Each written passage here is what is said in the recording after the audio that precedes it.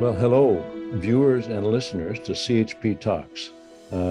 We are here today, and it is the beginning of December, early December. We're going into winter season here in the north, and today I'm speaking with another friend from northern BC, from the town of Smithers, and that's Mark Penninga.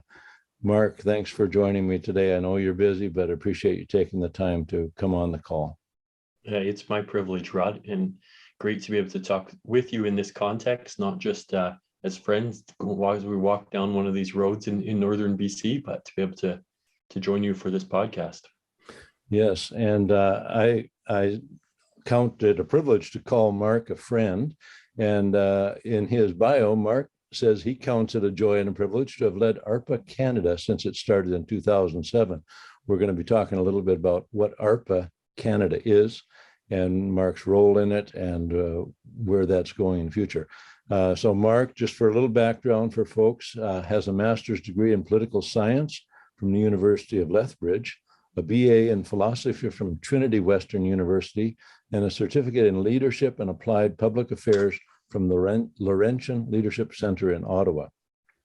Mark's work has been published in the Toronto Star, the National Post, Calgary Herald, Lethbridge Herald, Vancouver Sun, and the Province. Mark, his wife, and their 6 children live in British Columbia, in the same part of the world where I live, northern British Columbia, beautiful Bulkley Valley. And Mark is also the author of 2 books, Our God Moves Mountains, and the other one is Building on Sand, Human Dignity in Canadian Law and Society. And you can get those books at arpacanada.ca, ARPA Canada.ca. And we're going to launch in now, and I'm going to ask Mark about some of the work he's been doing. Mark, when did ARPA Canada begin, and when did you begin in the role of leadership with ARPA Canada? It's a long story, Rod, but also a beautiful story. I say beautiful because whenever we look back and see the work of the Lord and see his hand in our lives, it can be very encouraging. And that's very much the case when I look back on that beginning of ARPA as well. My wife, Jacqueline, and I were living in Lethbridge at the time to pursue studies. You had mentioned that there, the master's degree was in Lethbridge. And it was while we were in Lethbridge that I got into conversation with one gentleman who lived in that area. And he was on a board of an organization that I had known of and was familiar with, partly because they had been involved with starting little local ARPA chapters throughout the country. I'd actually been involved with a few of those myself in different locations where I've lived, in Langley, in Smithers, in Lethbridge. And so we had a common passion, common interest for just wanting to see God's name honored in the public square. Prior to that time, doing my master's, I'd worked a couple of years at Focus on the Family Canada. And so I saw just how much need there was for this kind of work, especially when it came to being a voice in our parliament, in our legislatures, and in our courts.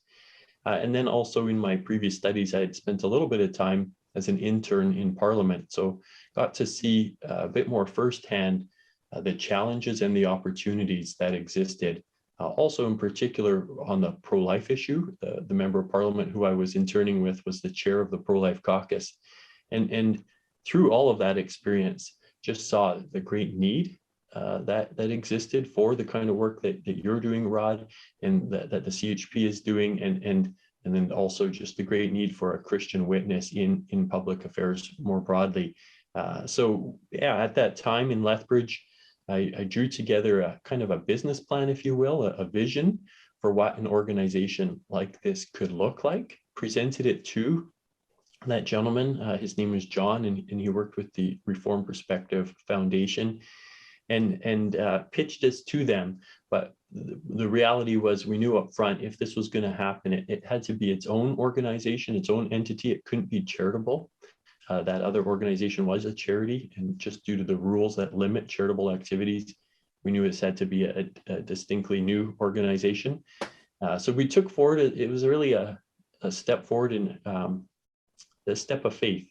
We didn't know, we had no idea what would come of this. when we started, I was part-time. We had no money really. Also, as an organization, we had just hope and vision, and laid it before the Lord, asking him to bless it. And then since then, every step along the way, we look at it and we just see how the Lord has been very gracious. He's blessed that work in ways we would have never imagined. So that now I'm surrounded with a wonderful team of colleagues, and with just so many of our supporters, just really grassroots, many of the people listening who have a heart and a passion and have really stood behind this work in so many different ways. Yes, and I don't know if we actually mentioned, or if I mentioned at the beginning, but ARPA is the Association for Reformed Political Action.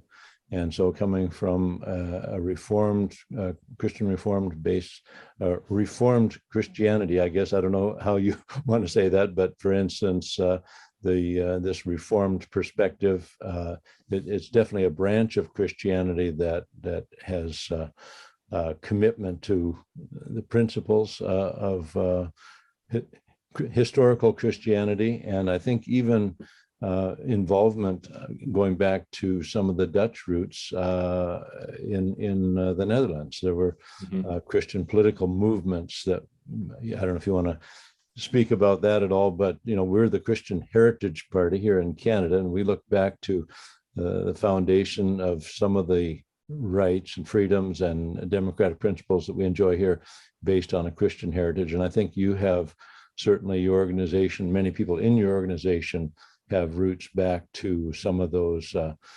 fundamental, political ideals that were based on a Christian religion in the Netherlands. Yeah, it's true, Rod. And yet it was quite striking around 2007 when we were looking at this new entity. It was partly in response to the fact that there was actually widespread cynicism, widespread apathy in the Reformed church community in Canada when it came to anything political. And I think that's for a number of reasons, but most of our listeners would be familiar with just how difficult it is to do political engagement in a secular land, and how that can lead to just a lot of frustration. And that was the climate. So the focus on the Reformed community was partly just practical, that you start with trying to live this ourselves, trying to improve it amongst ourselves. And since then, it's been really encouraging how to see so much of the support, so much of the followers of ARPA's work have just been from the broad Christian community. It's been a blessing to the broader Christian community. And likewise, we've been so blessed by so many other solid Christian organizations really working hand in hand together. Interestingly, just today, I was on a call with a couple of others who's expressed the purpose of the call was to see how they could replicate ARPA's model into the Roman Catholic community, looking for tips and suggestions and so on. So that's been pretty encouraging. Well, that's marvelous. And I know I've been a beneficiary of a lot of your work. I've attended a number of presentations you and your colleagues have put on in Smithers and also in Ottawa. And I know, you have a solid presence and devoted volunteers and workers and proponents of these policies in many communities across the country, very active groups. And they're not just meeting behind closed doors. They're doing things like putting up sometimes these cross displays, letting people in a particular community know, each cross represents 1,000 babies killed by abortion, and there'd be, like 100 crosses. It's very powerful symbolism, and it's the kind of thing that can get people's attention, kind of break through, the rhetoric. Lots of times it's hard to get people to read a lot of information, especially if they're not interested or if they're hostile to that. But a graphic image like that is very, very powerful. And I see that you have really inspired you and your organization, but I know you've been kind of at the center of building the organization, and I know you've inspired young people, particularly, and all ages, to be involved in the political system, to write letters to their MPs, to their senators, and just to stay engaged. So, you've done some fantastic things. And I know you and the organization are going to continue to do that. Can you tell me, I know you started with you as a part-time employee. How many are working for ARPA today? There's 16 staff, I think 12 of which are full-time. And that is really encouraging to us. We, as an organization, we don't have charitable status. We don't get any benefits in that way. That means our whole budget has to come just from individuals who stand behind this work. Even churches don't donate. It's been just humbling to see how all of this is possible by ordinary folks who step up. And I do want to respond a little bit to what you just said, Rod, because although it has been so encouraging to us to see how the Lord has blessed this work, I would say it hasn't been from what I've done. In fact, in so many respects, it's so clear it has been the Lord's work. When we see all these volunteers stepping up and all these staff coming into place, I know for a fact it's not because I was the right person for that job back in 2007 in the sense of having any particular skill set. When I read through the New Testament, just this last Sunday, we had a sermon in our church on what Paul shared about this thorn in the flesh, how he felt so weak, and yet how in his weakness, Christ can be strong, Christ can be victorious. That's very much how I look back on this journey, that it wasn't as a result of the work that I did. It wasn't a result of just particular people. Really, it's the result of God's grace and God's work. And also, if we do look at the team, I'm so grateful to other individuals who God has brought alongside. I know you could say the same, Rod, people like Peter and so many others who've come alongside and worked often tirelessly. It's been very true for myself. People like Andre Schutten and Mike Schutten and so many others who've really stepped up and carried much of this weight. Yeah. And, Andre Schutten is one lawyer within your organization. You have a couple of lawyers, right? That's right. Yeah. We now have two full-time lawyers. We did have three for a while. One of those, John Sikkema, is now into private practice. He has a firm in Ottawa, though we still work with him very closely. Yeah. Well, and I know Andre has presented before the Supreme Court of Canada, which that's not the goal. The goal is to seek justice, but it's an honor. It's a credit to you and to your people that you have had influence and been able to bring biblical truth to the Supreme Court of Canada. And I know also many members of Parliament, and I've heard many members of Parliament speaking highly of ARPA. You have been supportive to those that are going in the right direction. You have brought new information to those who, have not understood their call to bring, godly values to our country. And there's a verse that I really like in the Bible. It says, "A man's gift makes room for him and brings him into the presence of great men."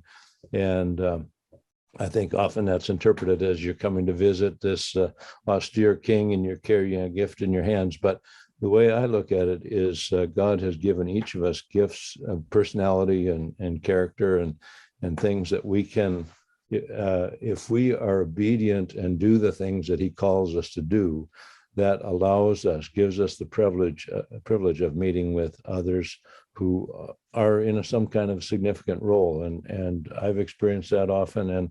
And I see you have met with not members of Parliament, senators, and leaders of other, advocacy groups. And I think that's also a credit to, just the obedience and trusting God to take you to the next step.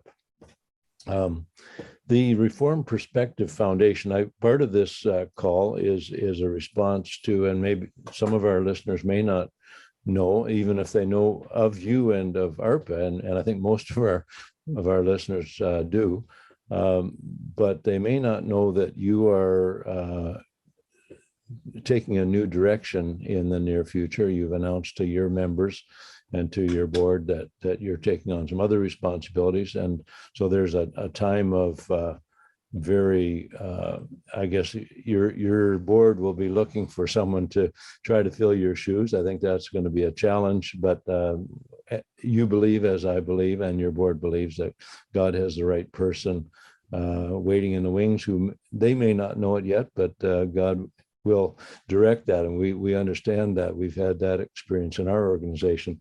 But you are intending to take on some increased role in the Reformed Perspective Foundation. Can you talk about that a little bit? It was a really hard decision to get to this place, Rod. It sure didn't come easily, and I still have very mixed feelings about sharing this news, because ARPA has been something that has been such a blessing to us as well, such a privilege truly to be a part of. And so it's always hard to understand, why would someone make a change of direction, a change of course. And when my wife and I were looking at this, we really tried to look at it from a perspective of what is for the best, of ARPA, bigger than that, of God's kingdom. And I'm convinced that ARPA is at a place today that can allow for a transition like this, because the team is well established, very healthy. Everyone gets along very well, very stable board as well. The finances, all those things are very healthy and well. So it allows, I think it's ideal that a transition happens at a place when there is good health. And then looking more just at where our family's at, these 15 years have taken quite a toll. Rod, I'm sure you can understand what it's like to lead an organization like this through these times. It's difficult. It's very difficult. And for ourselves, it's a stage where 6 children, very young and growing older. And I see just how important it is to make sure that they are my priority. And this kind of work can always demand more and more. Yeah. So I look to the future and I think, okay, is this something that I should continue making as much of a priority as I have? And then shifting over to the Reformed Perspective Foundation, something that's been on my heart for years now, and I keep hearing it when we're doing presentations in different cities across the country. People consistently ask us, where can we go to for a Christian perspective on these current developments, on these current issues? And I often don't have too much to say, too much to share. Obviously, there's good organizations that exist, but for the most part, people are getting their news and their commentary from secular sources.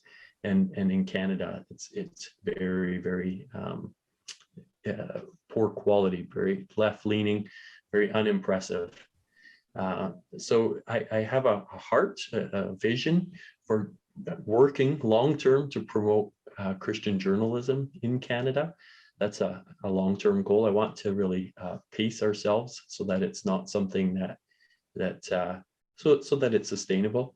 And the Reformed Perspective Foundation is an organization that I had previously served with on their board for a brief amount of time, and see just such need and potential for bringing really just solid biblical perspective to the issues of the day. Currently, it's a magazine primarily. There's also a podcast that's produced called Real Talk, and there's a publishing arm that just started up under the current executive director called ARPA Press.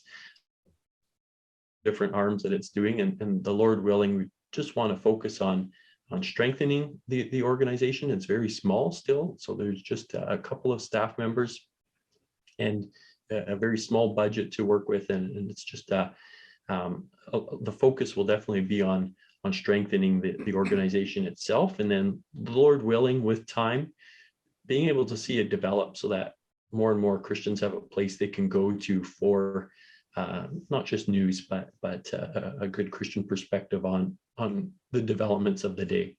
Yeah, well, that's having a Christian perspective or worldview is absolutely critical. I've seen some of these surveys. George Barna in the States has done a lot of surveys and has discovered I don't have the numbers engraved in my brain, but there's a very small percentage, even of those who name the name of Christ and would say I'm a Christian, who have a deep and comprehensive Christian worldview, that they understand current events in the light of biblical revelation and the proper role of members of the body of Christ, to how we are to respond, to be salt and light in our generation, and so on. So that's one thing, we need that perspective. And the other thing, you mentioned the phrase Christian journalism, and I think that's true. We actually need a renewal of journalism in Canada, because even in the secular press, even grammar and spelling, there's a lot of just functional failures in terms of journalism or factual reporting. It seems like a lot of journalists now, people who consider themselves journalists and who are published, don't seem to be able to just print the news. If they're writing about current events, they have to throw their opinion in there, and that means that the average Canadian, who may or may not be discerning of what's being presented in the pages of a newspaper or on television, is not getting the real news. And so, but when you add Christian to that, Christian journalism, that's even more important. I think that we would have reliable, well-balanced biblical worldview being presented to our readers, so that they can absorb current events and not be swayed by the sort of the biases of many of today's news anchors and publishers of magazines, often driven by advertising revenues in terms of what they support. So thank you for, we look forward to seeing what transpires as you put your hand to that plow and help to guide and train and empower more and better Christian journalists. I notice you are a writer yourself in many areas, and I'll just hold this up briefly. In our local paper last week, the Interior News, you had an article in there, Changing COVID Goalposts Undermine Trust in Authorities. And you make some really good points in there, and I appreciate you tackling that difficult issue. But I also just want to say that is a reflection of what you have been instilling in ARPA volunteers over the years, and that is to get involved locally. So that's a local newspaper. It has a limited circulation, but you are, as a citizen of the Bulkley Valley and of Smithers particularly, you're reaching out and giving people information or perspectives that they may not otherwise have received. So just think that's a good example. It's something that we've always been passionate about. It's something also my colleague Andre has been a good example to me on the front of our relationships with our members of parliament, but that is the principle of relationships first, policy second. And it's so easy for Christians to go in the public square convinced that we've got the truth, and just to go in blazing and say this is the way things ought to be. And yet I think as Christ followers, we know that he always has combined truth with grace, and first and foremost our calling to love God, love our neighbor. So being a voice in the community is something I think that we're called to be, but to be a grace-filled voice, a voice that others hopefully would want to listen to. And I think it's something we've strived to do with ARPA. I think it's something I'm really impressed with when I see how my colleagues are incorporating this, especially there in Parliament and in the courts, where we even see MPs from the other side of the political spectrum still wanting to read or wanting to listen to some of our work. And it's something that I'd like to see carried on into the future. Just bridging it to that last conversation you had about journalism, I think even the examples of Christian journalism that have been out there, it can easily be a noisy gong, or a clanging cymbal, and the feeling that the world is just falling apart and it's only hopeless. But in fact, when we look at scripture, it's not hopeless. We know the conclusion of all things. It's very hope filled. And if we can incorporate that part of the worldview into the story today, then instead of, like, I'm scared to look at the news sometimes. I hardly dare even look at it because I know it's gonna make me quiver. It's gonna make my heart sink. And I'm sure that's how many of our listeners feel as well. But really, should it be that way? If we know that all of this life is God's work, well, God's work is good. And yeah, I think we need as Christians to encourage each other daily, but also encourage each other to see the Lord's work in the day-to-day affairs. It's not just reason for concern. There's lots of reasons for rejoicing as well. Yeah, well, very, very good. So we probably, two things I would like to touch on before we close off this episode. One is we've just lived through, speaking about current events and news that's disappointing or can cause some anguish of heart. C4 has just been passed, a conversion therapy ban, by not only the House of Commons, but by the Senate, with not one voice raised in opposition. And I know your colleagues, Andre Schouten and Mike Schouten, have done a good job of, presenting an official position from ARPA, or, informing your members and readers about what's taken place, and just, saying, well, now we have to regroup. We have to, ask the Lord to guide us in our response to this. But anyway, it is a sorry state. I think we agree on that not one member of Parliament, not one senator rose to speak to this issue. And so because of that, it was able to pass in just a couple of days rather than the weeks and months it might have taken with full public debate and so on. Any comments you'd like to make at this point in time? I know it's very fresh news. So. Yeah, there's no doubt it's troubling. Some of these developments, they weigh on us in a lot of different ways. There's disappointment definitely directed towards our leaders. There's also disappointment, I think, from some of us who understand the real lives that are going to be hurt by this. The young people who are struggling with their sexual identity, and now the response of the people they should go to because they should trust them, their parents, counselors, others, are expected, according to Canadian law, to only direct them in one direction, a direction that's harmful. That just makes us sad. We know that it's going to cause a lot of profound hurt. So there's no doubt we're shaken by this. We're driven to the Lord to implore us, Lord, have mercy on our land. Help especially these struggling individuals with your mercy.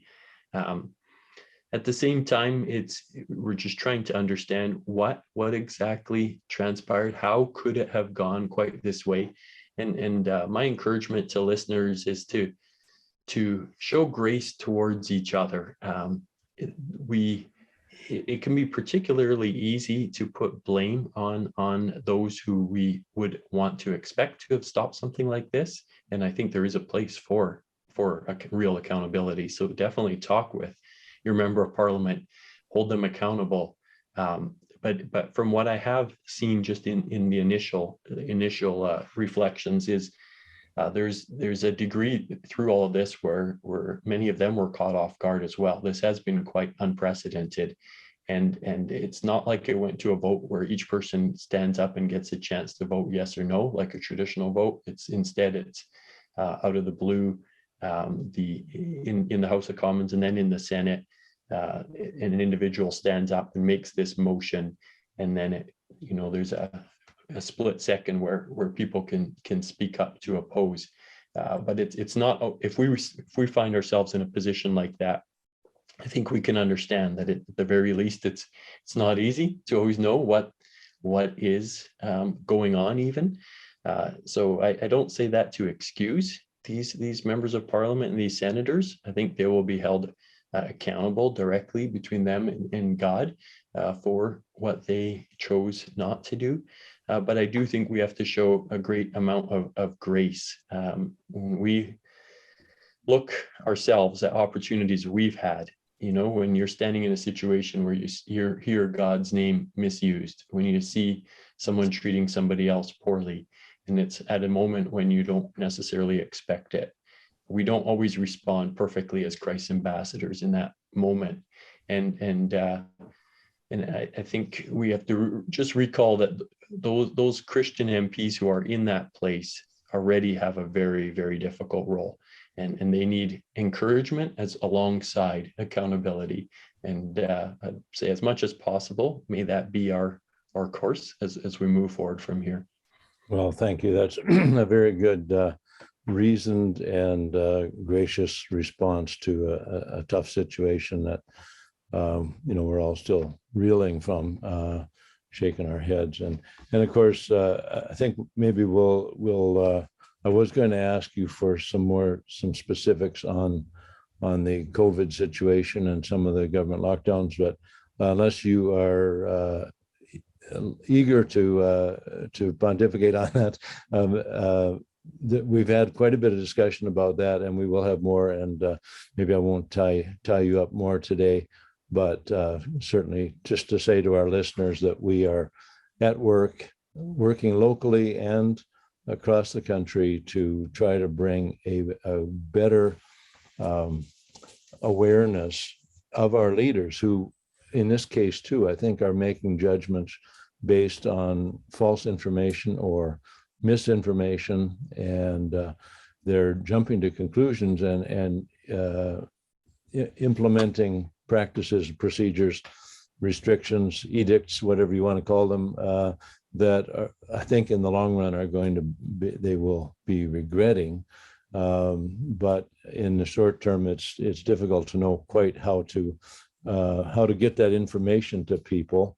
This is where we need good Christian journalism to make sure that the people, the citizens of the country, as well as the leaders of the country, are getting all the information so they can make better decisions. And that goes for abortion, that these young women facing unplanned pregnancies would have all the information they need to make better decisions than they're making.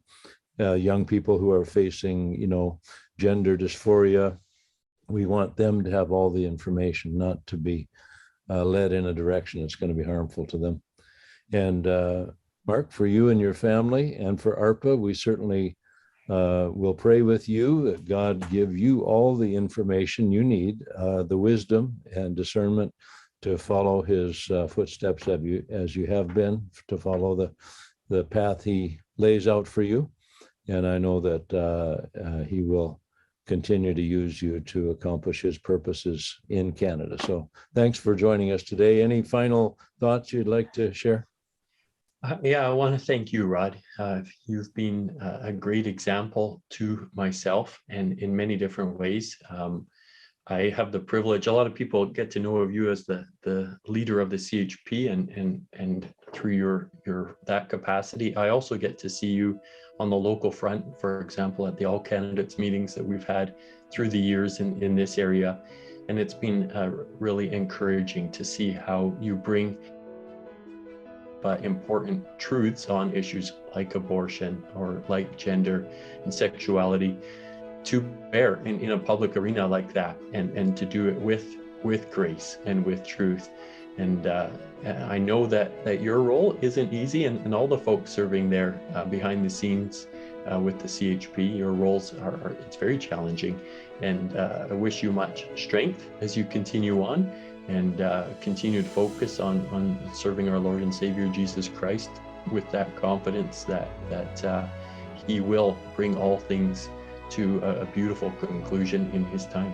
Yeah, very good. Well, thank you, Mark. And to our listeners and viewers, thank you for joining us for this edition of CHP Talks, and we look forward to seeing you again next week. Thanks a lot. Bye-bye.